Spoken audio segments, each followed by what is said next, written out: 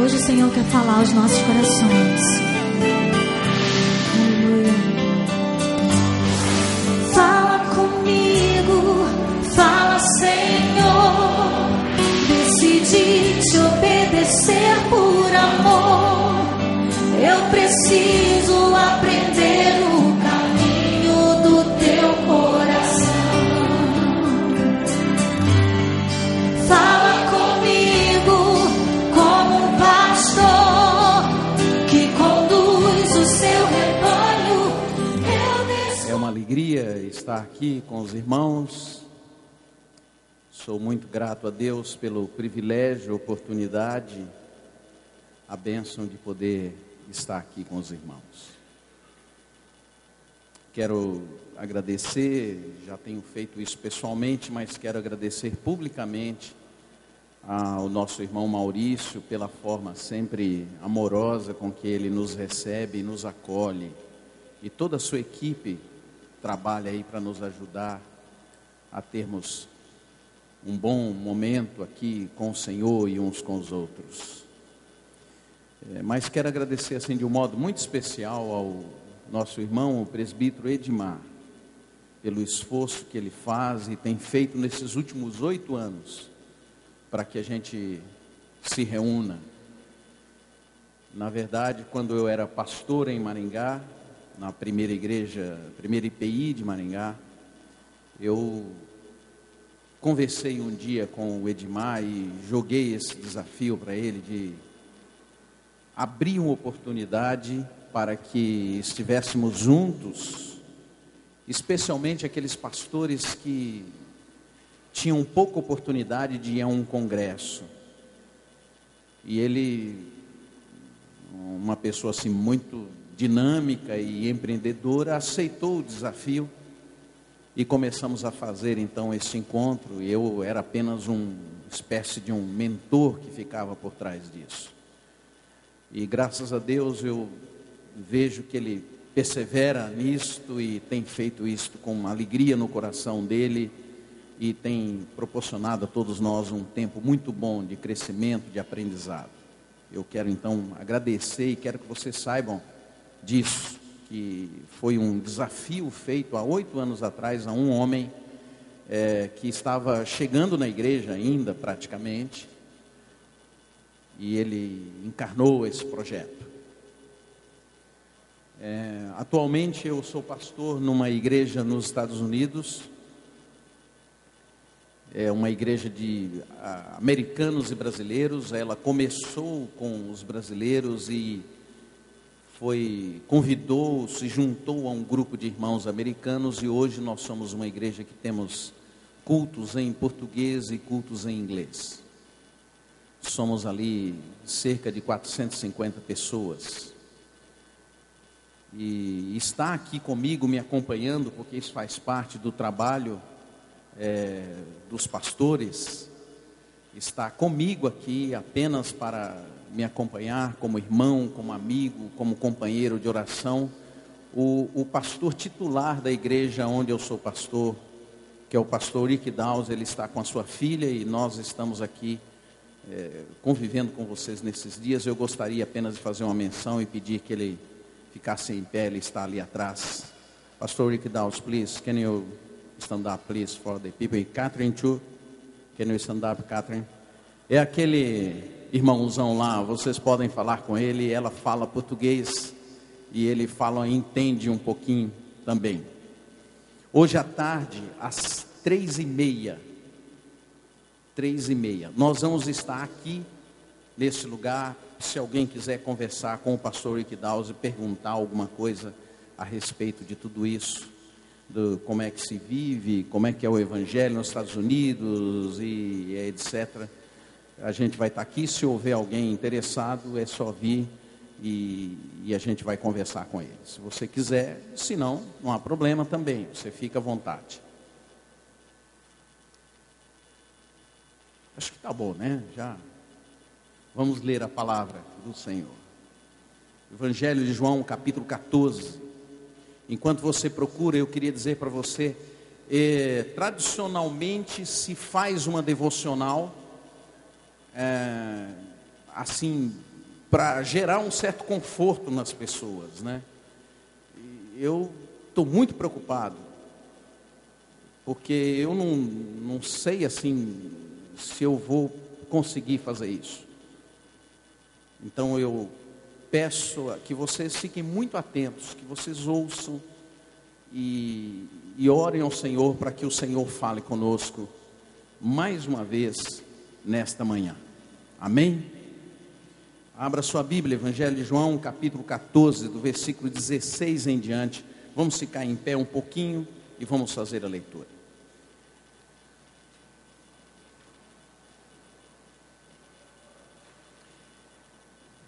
Eu rogarei ao Pai, e Ele vos dará outro Consolador, a fim de que esteja para sempre convosco. O Espírito da verdade, que o mundo não pode receber, porque não o vê, nem o conhece, vós o conheceis, porque Ele habita convosco e estará em vós. Não vos deixarei órfãos, voltarei para vós outros. Ainda por um pouco, e o mundo não me verá mais. Vós, porém, me vereis, porque eu vivo, e vós também vivereis. Naquele dia, vós conhecereis que eu estou em meu Pai, e vós em mim, e eu em vós. Aquele que tem os meus mandamentos e os guarda, esse é o que me ama. Aquele que me ama será amado por meu Pai, e eu também o amarei e me manifestarei a ele.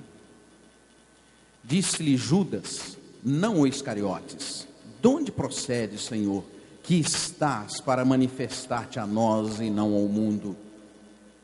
Respondeu-lhe Jesus: se alguém me ama, guardará a minha palavra, e meu Pai o amará, e viremos, e faremos morada nele, ou nele morada. Quem não me ama não guarda as minhas palavras, e a palavra que estáis ouvindo não é minha, mas é do Pai que me enviou. E isto vos tenho dito, estando ainda convosco. Mas o Consolador, o Espírito Santo, a quem o Pai me enviará, em meu nome, esse vos ensinará todas as coisas, e vos fará lembrar de tudo o que vos tenho dito. Deixo-vos a paz, a minha paz vos dou, não vou-la dou como o mundo a dá. Não se turbe o vosso coração, nem se atemorize. Palavra do Senhor para as nossas vidas. Senhor, abençoa-nos, ó Pai. É a Tua palavra, tão rica, tão bela. Nos ensina, Senhor. Ganha o nosso coração através do Teu Espírito e da Tua palavra. Alarga a nossa alma, Senhor, para Te compreender. E faz-nos estar aqui nesse lugar. Dá-nos ouvidos abertos, Senhor. E dá-nos um coração afofado pela Tua misericórdia e pela Tua graça. No nome de Jesus. Amém e amém. Os irmãos podem se assentar. Somente 3% da população americana se afirma ser gay. 10% da população americana é formada por judeus. Mas eles são as pessoas mais influentes nos Estados Unidos. Penso que esta é a mesma situação aqui no Brasil. Não há uma grande população de gente envolvida ou de gente que se declara ser homossexual e gay. Entretanto, eles conseguem reunir 3 milhões de pessoas numa parada. A influência dessas pessoas sobre a nação é imensa. Nós, evangélicos aqui no Brasil, somos alguns milhões, alguns afirmam aí 20% da população, 25%. Entretanto, a nossa influência é basicamente nenhuma. Penso que nós, pastores, temos aprendido muitas coisas sobre como se comunicar bem. Entretanto, não aprendemos sobre transformação. Aprendemos muito sobre como ter propósitos, como ter estratégias, como a igreja funciona ou deve funcionar, mas aprendemos muito pouco sobre quem é Deus. Nós aprendemos e pregamos, e temos feito isso ao longo da nossa história enquanto igreja, como as pessoas podem se tornar pessoas religiosas, mas fazemos poucos discípulos de Jesus. Nós cremos no Evangelho, mas nós vivemos pouco deste Evangelho em sua realidade. Os evangélicos, tanto brasileiros quanto americanos, estão na mídia.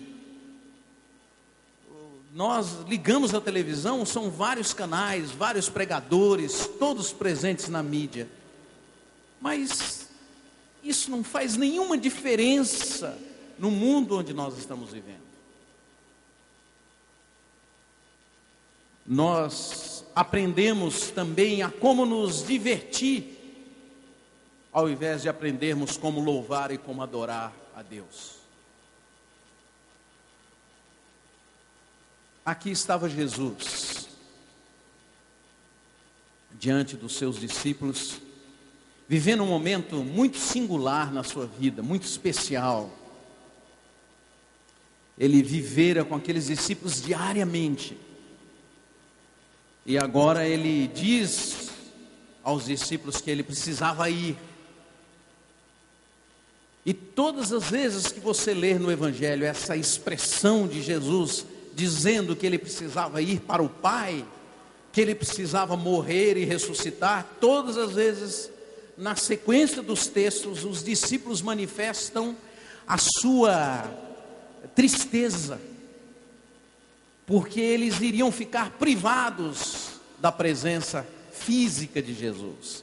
Eles reagem de forma negativa, quase tentando persuadir, e há muitos discípulos que fazem isso, tentando persuadir Jesus a não fazer isso, a não ir para a cruz, a não ressuscitar. E agora está Jesus nos últimos momentos explicando a eles que ele precisava ir ao Pai para voltar e morar neles. É muito natural que alguém que tenha a presença física de Jesus reagisse dessa forma. Se eu ou você estivéssemos lá, faríamos o mesmo, provavelmente. Uma pessoa tão amorosa, uma pessoa tão amável, uma pessoa tão doce, tão humilde, porém tão forte, tão corajoso, tão capaz, tão poderoso, que poderia nos trazer grandes benefícios, que poderia nos ajudar em muitas coisas. Ninguém gostaria de estar privado de alguém como Jesus, que traz tanta segurança para nós. E é por essa razão que eles foram ficando tristes. Mas não foi só isso. Por trás dessa tristeza e dessa reação negativa dos discípulos, havia no coração deles determinados sentimentos, determinados objetivos, pecados, enfermidades, desejos, sonhos, que os fazia se entristecer. Então Jesus, olhando para eles, dizia assim: é melhor, em outras palavras, Jesus dizia, é melhor morar dentro de vocês do que morar com vocês. Jesus estava dizendo: eu quero morar dentro de vocês. Eu não quero apenas fazer companhia para vocês. Eu não quero apenas ser um amigo de vocês. Eu não quero apenas ser alguém que vocês possam me usar para vocês alcançarem os objetivos de vocês. Não, eu quero mais. Eu quero morar dentro de vocês. Eu quero entrar na sua vida, morar no seu coração. Mas os discípulos não queriam. Eles queriam Jesus do lado de fora, não dentro. E Jesus dizia a eles: eu quero morar dentro de vocês, porque se eu for para o Pai, o Espírito virá, e Ele vai morar dentro de vocês, e o Espírito vai falar a meu respeito para vocês.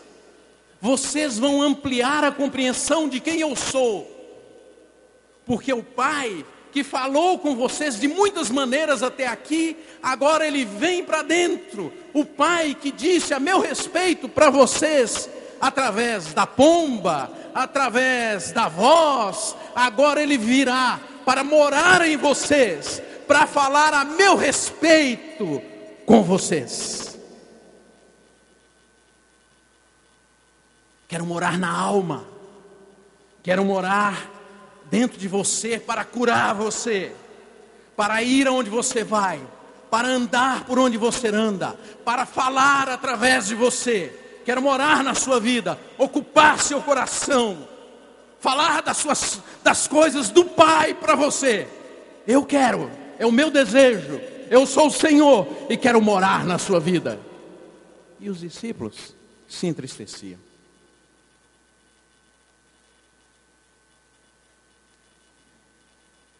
Jesus estava dizendo: eu quero mudar o caráter de vocês.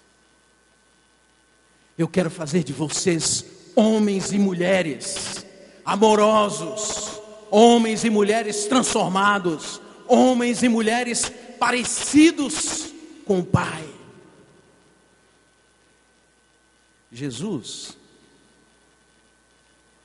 desejava isso, mas os discípulos ficavam tristes. Queriam Jesus do lado de fora, não dentro deles. Pelas seguintes razões, vou dar apenas 3. A primeira, eles não queriam Jesus dentro deles, porque eles não queriam mudar o coração. Eles não queriam crescer. Eles não queriam ter uma mudança no caráter. Jesus diz assim: o Consolador, o Espírito Santo, a quem o Pai enviará em meu nome, esse vos ensinará todas as coisas, e vos fará lembrar de tudo que eu tenho dito para vocês diariamente.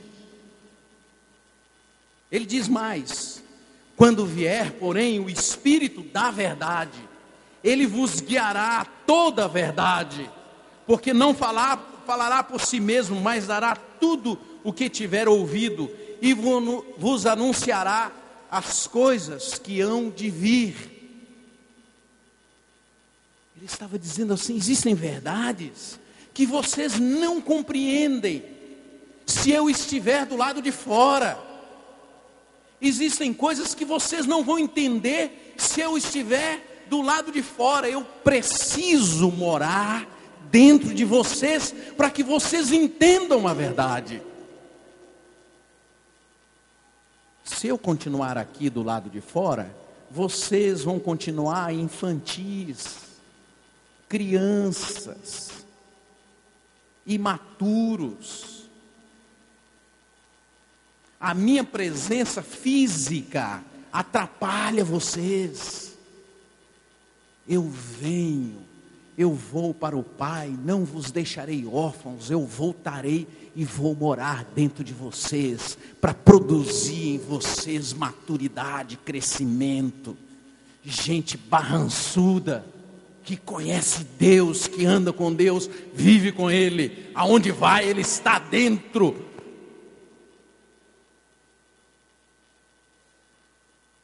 Vocês não vão apenas me ver, vocês vão me ter no coração. Eu sei, nós faríamos qualquer coisa para estar perto de Jesus. Imagine você tendo uma enfermidade terminal e você soubesse que Jesus estava andando lá na Índia. Você venderia tudo para ir lá ver Jesus, tocar em Jesus, abraçar Jesus. E talvez até Ele poderia te curar. E você voltaria do mesmo jeito que você estava antes. Curado, porém infantil. Porém criança. Porém querendo manipular Deus. Imagine você sendo pastor de uma grande igreja, se você pudesse ter a presença física de Jesus ao teu lado. Você iria ficar na fotografia toda hora e dizendo: que bom, sou amigo de Jesus. Eu posso falar com Jesus. Eu posso falar para Ele, fazer umas coisas aqui para vocês. Imagine o ibope que você teria. Você faria tudo na sua vida para estar perto dEle. Mas Ele não quer isso. O desejo dEle é morar em cada um de nós, dentro do coração. Deus não se deixa ser usado por você. Deus não é um Deus totó, que você fica fazendo para Ele fazer o que você quer. Ele quer morar na sua vida, na minha vida, morar em nós.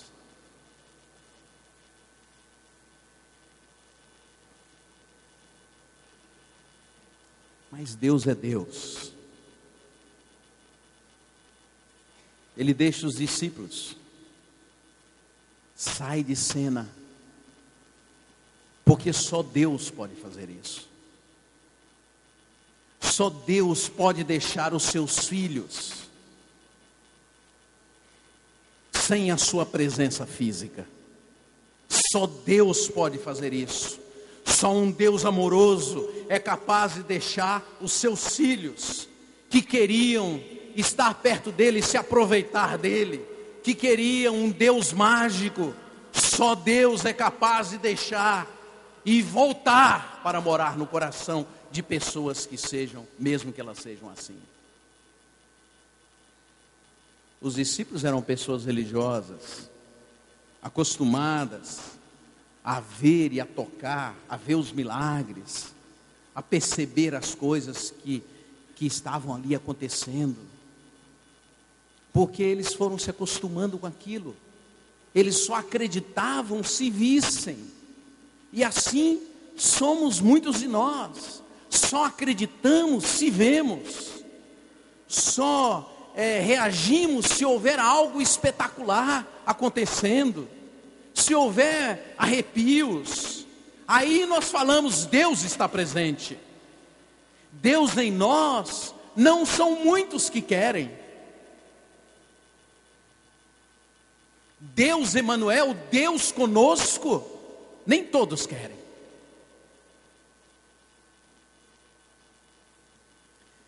Você já notou você sabe por que as pessoas mudam de igreja? Vão de uma igreja para outra? A maioria das pessoas mudam de igreja, não é porque a igreja onde eles estejam vivendo a verdade, o evangelho. As pessoas mudam de igreja, porque a igreja para onde eles estão indo, há uma atração para eles. Há algo que os atrai. Elas dizem: ah, pastor, isso eu ouvi tantas vezes, lá acontece tanto milagre. Elas dizem, um disse assim: um dia eu fui lá e eu vi uma muleta sendo jogada. Aí eu fico impressionado.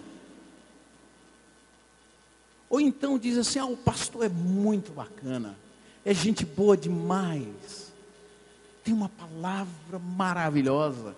Elas não dizem assim: eu vou mudar para aquela igreja porque lá as pessoas vivem o evangelho na sua profundidade, na sua realidade.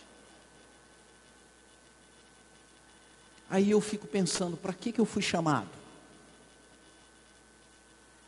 Para seduzir as pessoas para mim mesmo? Para criar adeptos? Para que eu fui chamado?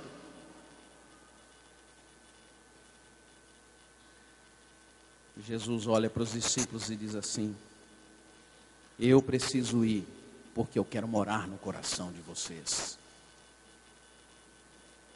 Enquanto vocês puderem bater na minha porta e me chamar para que eu venha resolver os problemas de vocês, vocês não vão querer que eu vá. Porque quando vem a mulher sírio-fenícia, aí vocês me chamam para resolver o problema. Quando aparece um endemoniado, aí vocês me chamam para resolver o problema. Porque eu não estou dentro, eu estou do lado. Aí quando vier o leproso que precisa ser abraçado e curado, vocês me chamam. Porque quando vier o endemoniado, vocês me chamam para resolver. Quando vier gente difícil para vocês conviverem, aí vocês me chamam. E diz: Senhor, cuida dele, porque eu não quero cuidar disso. Nós não queremos Jesus dentro, queremos fora. Queremos usá-lo para resolver os problemas do nosso trabalho, da nossa profissão. Quando vem alguém que precisa ser amado, que ninguém quer amar, aí você chama Jesus, mas você mesmo não vai lá, porque Ele não está em você, Ele não alargou o seu coração. Quando vem alguém que você tem que aceitar, acolher, abraçar, você diz: não, é muito para mim, vou chamar Jesus.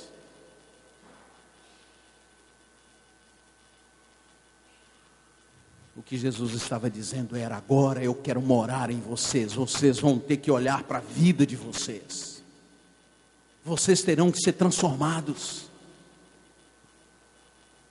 vocês terão que pedir perdão, vocês terão que admitir que são pecadores e pedir perdão a Deus, e pedir perdão àqueles a quem vocês têm ofendido, usado, manipulado.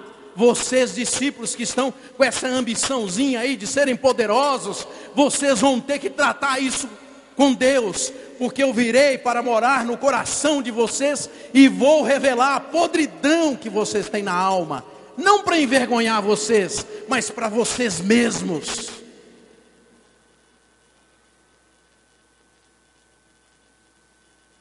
Nós, nos últimos 30, 40 anos, eu penso, a gente quer que Jesus faça tudo e a gente segue.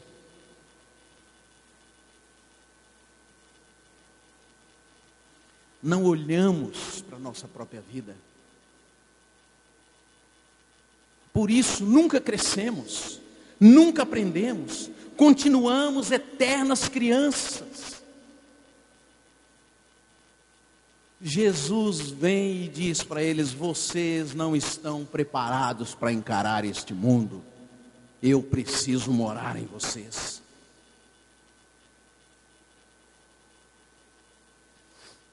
Eu acho que nós não nos damos conta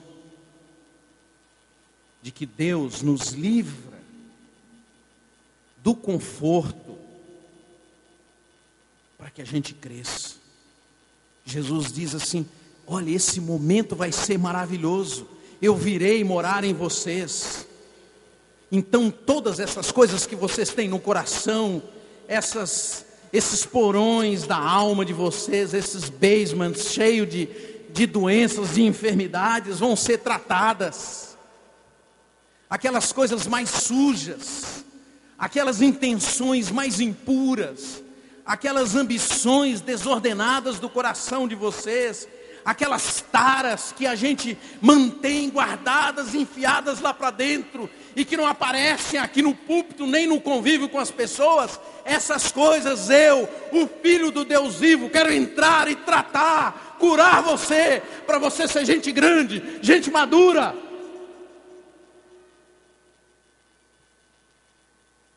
Às vezes Ele precisa tirar algo da gente, para que isso aconteça. Por isso que Ele precisou deixar os discípulos. Deixa eu dizer uma coisa a você, se Ele tirou a sua presença, se ausentou dos discípulos, por que Ele não pode tirar alguém que lhe é querido e próximo? Para que você cresça. Seu marido, sua esposa, seu filho, seus bens, suas coisas, sua família, seu trabalho, sua igreja, seu ministério, seu emprego, por que não? Ele quer morar em você. Essas outras coisas não importam para Deus. Ele quer morar dentro de você, da sua vida.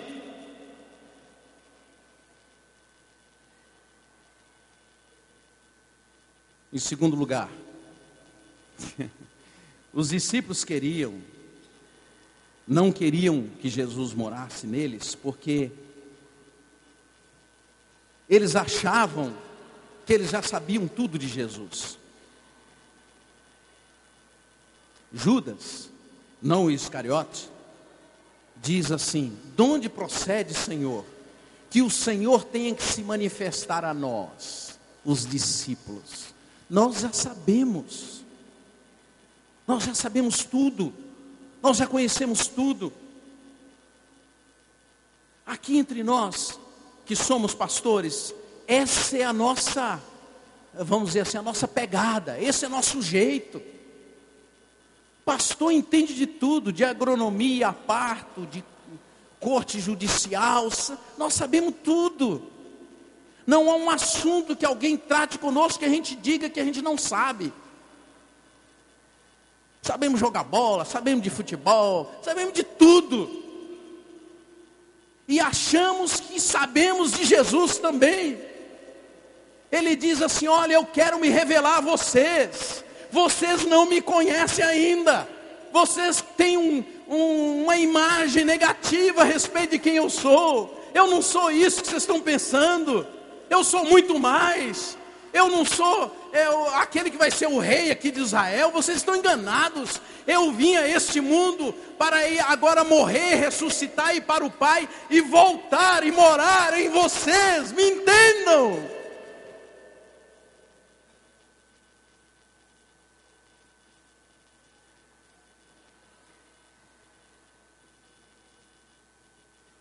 Eles estavam dizendo assim: Senhor, o Senhor não precisa se manifestar a nós.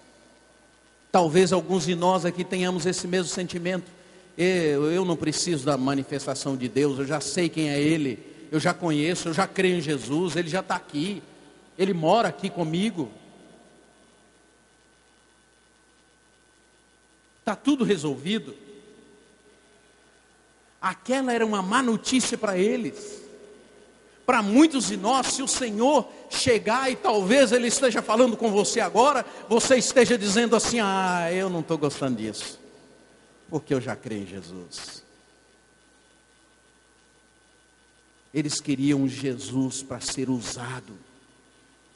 Eles não queriam Jesus para morar neles. Eles queriam capitalizar a fama de Jesus a seu próprio favor. Eles queriam dizer assim: quando se instalar o reino de Israel, eu, você, nós aqui os discípulos vamos ser os pioneiros desse negócio, os primeiros ministros, nós vamos tomar conta disso. Estamos aqui desde o início. E Jesus olhava para eles e via, enxergava as ambições, o desejo de poder, os interesses pessoais, os egoísmos na alma. E Jesus olha para eles e diz: gente, vai ser bom. Eu quero morar dentro de vocês para transformar a vida de vocês. É muito melhor do que tudo isso que vocês abrigam no coração. Ele diz mais: o mundo não vai ver isso. O mundo jaz no maligno. O mundo é isso que nós criamos. O mundo é passageiro. O mundo não vai entender. Mas vocês são meus filhos. E eu quero morar dentro de vocês, para vocês entenderem quem eu sou.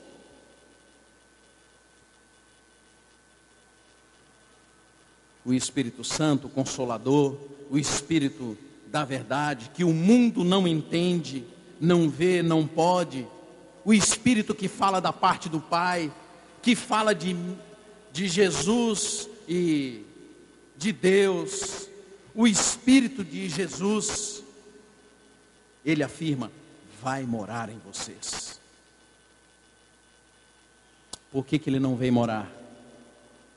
Porque nós falamos para ele, nós já te conhecemos. Nós afirmamos, nós já sabemos quem é Jesus. E ele diz, se vocês creem, eu e o Pai somos um. O Espírito Santo sou eu em vocês. Vocês nunca mais estarão sozinhos. Eu vou morar em vocês. Jesus disse, se alguém me ama, guardará a minha palavra. E o meu Pai amará e viremos para morar, fazer morada nele. E esta é a última razão que eu quero falar hoje. Por que eles não queriam? Por que eles não queriam Jesus dentro deles? Eles não queriam porque eles não queriam obedecer os mandamentos.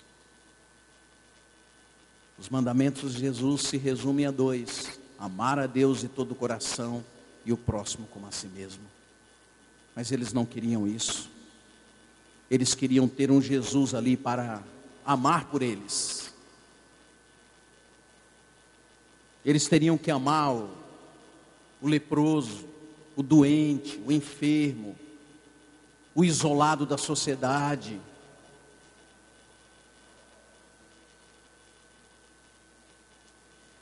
Eu quero encerrar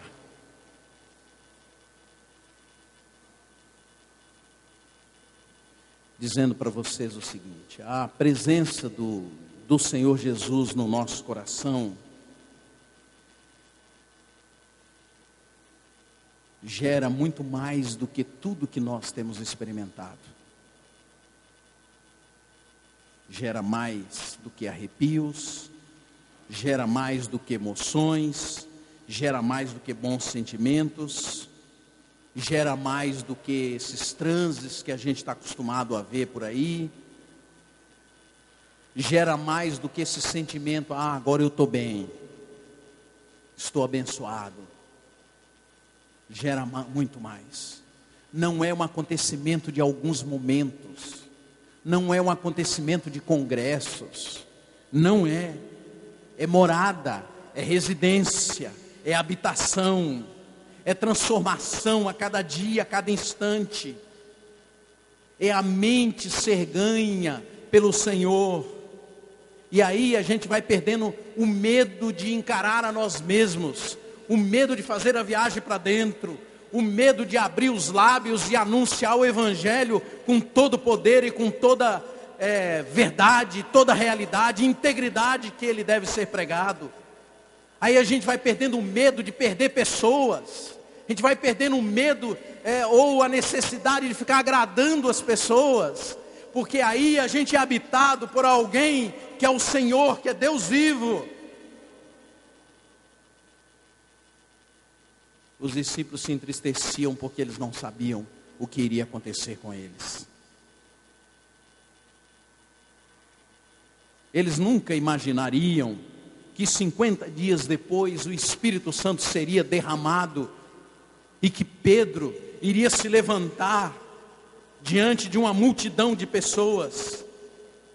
Que Pedro antes disso seria confundido com o próprio Jesus. Pedro nunca imaginou que um dia ele iria pregar daquela forma. Pedro nunca imaginou que ele iria conhecer tanto a Jesus ao ponto de, na sua morte, se a tradição tiver razão, morrer crucificado de cabeça para baixo, para que não fosse confundido com Jesus. Paulo nunca imaginou que ao ser habitado por Jesus, ele poderia fazer as coisas que ele fez e viver o que ele viveu. João nunca imaginou que ao ser habitado por Jesus, ele poderia amar tanto quanto ele amou. E você também, eu também nunca imaginei que eu poderia estar um dia aqui, se por ele habitado. Afinal de contas, o que um mineiro, filho de baiano, que cresceu em São Paulo, tem para que Deus resolvesse escolher para morar no coração dele?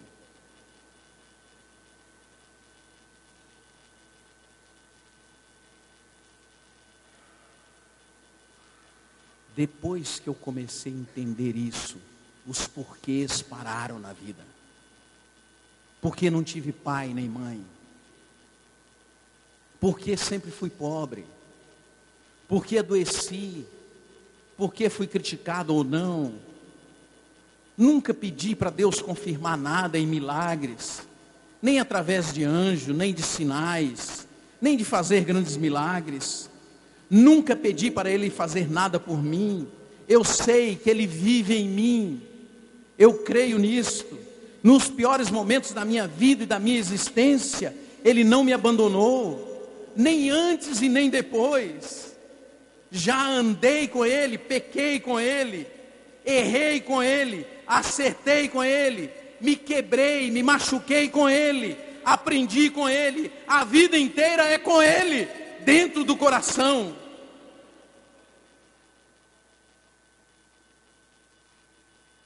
É isso que você quer? Você quer Jesus do lado de fora, ou você quer Jesus dentro do seu coração? Jesus faz um apelo e diz, ensina a eles, e diz assim: se vós que sois maus, sabeis dar boas coisas aos seus filhos, quanto mais o Pai não vos dará o Espírito. E se você nesta manhã orar e pedir o Espírito de Deus no seu coração, Ele não vai te dar um espírito de prostituição. Ele não vai te dar um espírito de ambição. Ele não vai te dar um espírito de desejos impuros. Ele não vai te dar um espírito maldoso. Ele vai entrar no seu coração, morar na sua vida e fazer de você uma nova pessoa, um novo pastor, um novo marido, uma nova mulher, uma nova esposa. Que tal você fazer uma oração? Quero te convidar então para a gente encerrar. Feche os seus olhos por um instante.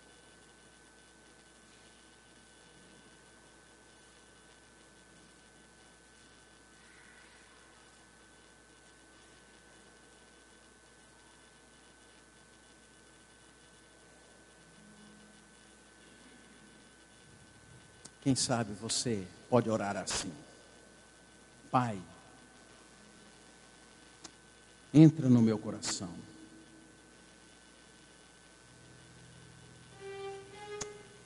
Vem morar dentro de mim, Senhor. Chega de te desejar apenas ao meu lado. Não quero te usar, Senhor. Quero te amar. Quero que o Senhor entre no meu coração, Senhor. Quero me submeter aos teus mandamentos, aos teus ensinos. Vem, Senhor, para que a vida seja vitoriosa, para que o ministério seja vitorioso, para que a família seja vitoriosa. Vem morar, Senhor, dentro de mim. Alarga, amplia a tua presença na minha alma, no meu coração, na minha existência. Faz de mim não apenas um pastor. Faz muito mais, Senhor. Faz de mim um filho amado.